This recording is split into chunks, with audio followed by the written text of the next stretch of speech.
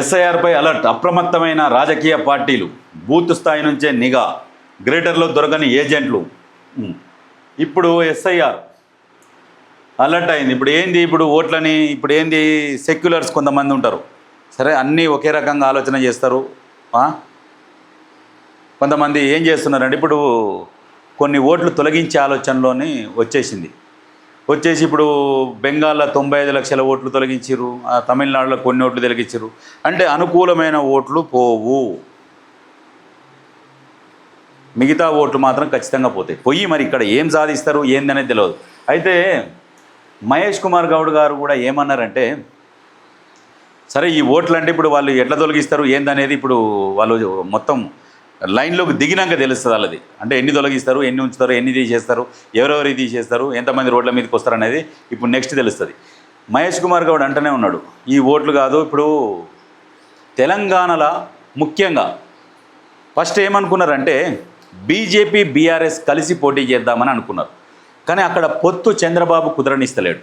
తెలంగాణలో బీఆర్ఎస్ని మొత్తం లేదది లేని పార్టీతో ఎందుకు, మళ్ళీ తెలంగాణలో మేమే వస్తాము, తెలంగాణలో పవన్ కళ్యాణ్, జనసేన, టీడీపీ, బీజేపీ కలిసి తెలంగాణలో పోరాటం చేద్దాం, బీజేపీకి 8 ఎంపీ సీట్లు వచ్చినాయి, మాకు ఓటు బ్యాంక్ ఉన్నది, పవన్ కళ్యాణ్ ముందల పెడదాము, ఓట్లు కొల్లగొడదాము అని ఆ ప్లాన్తో వస్తున్నారు.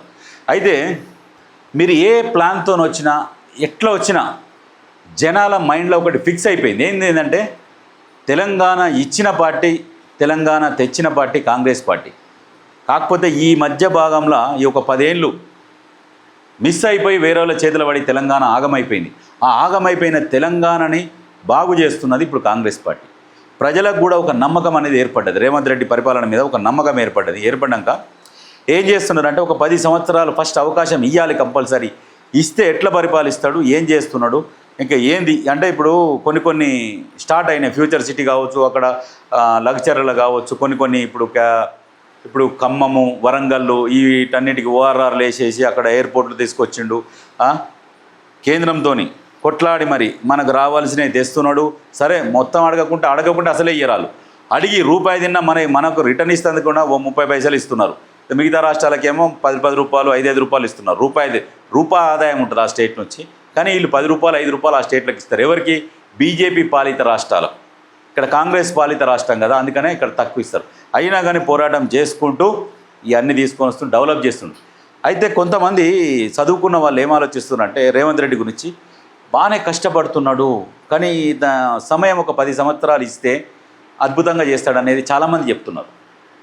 మీరు ఎవరినైనా ఒక్కసారి అంటే ఇప్పుడు ఏంటంటే కొంతమంది బీఆర్ఎస్ కార్యకర్తలు కావచ్చు, బీఆర్ఎస్ ఓట్లు వేసిన వాళ్ళు కావచ్చు, కొంతమందికి అనిపిస్తుంది, అరే అమ్మ ఏం చేస్తలేడట అని మీ దాంట్లో మీరు ప్రచారం చేసుకుంటున్నారు.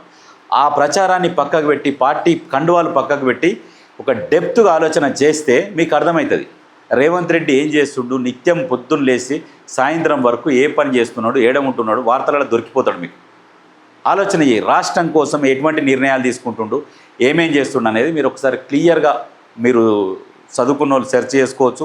కొంతమంది అవగాహన లేకుంటే చదువుకున్న వాళ్ళని క్లియర్గా అడుగురు. ఎట్లా అడుగురు అంటే పార్టీ జెండాలని పక్కకు పెట్టి ఓపెన్గా చెప్పన్న సమాధానం అని వాళ్ళని అడుగు, వాళ్ళు చెప్తారు మీకు అప్పు ఎంత ఉన్నది, ఆదాయం ఎంత ఉన్నది, ఎట్లా పరిపాలిస్తున్నాడు, ఏం చేస్తున్నాడు అనేది క్లియర్గా వాళ్ళు వివరిస్తారు. అవగాహన ఉన్న వాళ్ళు అప్పుడు చెప్తారు. అప్పుడు రేవంత్ రెడ్డి పాలన మీద ఒక నమ్మకం అనేది ఏర్పడుతుంది అందరికీ. అయితే దీంతోపాటు ఇవన్నీ చేస్తున్నారు కాబట్టి ఖచ్చితంగా ప్రజలు పట్టం కడతారు. దీన్ని ఏం చేస్తుందంటే బీజేపీ ఆసరా తీసుకొని కొద్ది రోజులు ఏం చేశారంటే ఈ బీఆర్ఎస్ వాళ్ళే పొత్తుకు తహతహలాడుతున్నారు బీజేపీతోని. ఇక ఒంటరిగా గెలవలేము, మమ్మల్ని ప్రజలు నమ్మరు అనేది బీఆర్ఎస్కి ఒక ఆలోచన వచ్చేసి బీజేపీతో పొత్తు కలుపుకుందామని పోతున్నారు. బీజేపీ వాళ్ళు ఏం చేశారంటే గతంలో మీరు మమ్మల్ని ఆల్రెడీ మా కార్యకర్తలను ఇబ్బంది పెట్టిరు, మమ్మల్ని అధ్యక్షుడు ఉన్నప్పుడు బండి సంజయ్ జైలు వేసిరు, రకరకాలుగా ఇబ్బందులు పెట్టిరు. ఈ పని చేసిన వాళ్ళని మీతోని మేము పొత్తు కుదరదు, మీరు మాకు వద్దంటే మాయమ్మడి పడతారైందని బీజేపీ రాష్ట్ర నాయకత్వంలో కొందరు నాయకులు వాళ్ళని తిడుతురు. కొంతమందికి ఉన్నది, కిషన్ రెడ్డి లాంటి వాళ్ళకు ఉన్నది ఏంటంటే బీఆర్ఎస్తో కుదుర్చుకోవాలి, ఒప్పందం కుదుర్చుకోవాలి, మన లాభం మనకు ఉంటుంది కదా అనే ఆలోచన ఆయనకున్నది.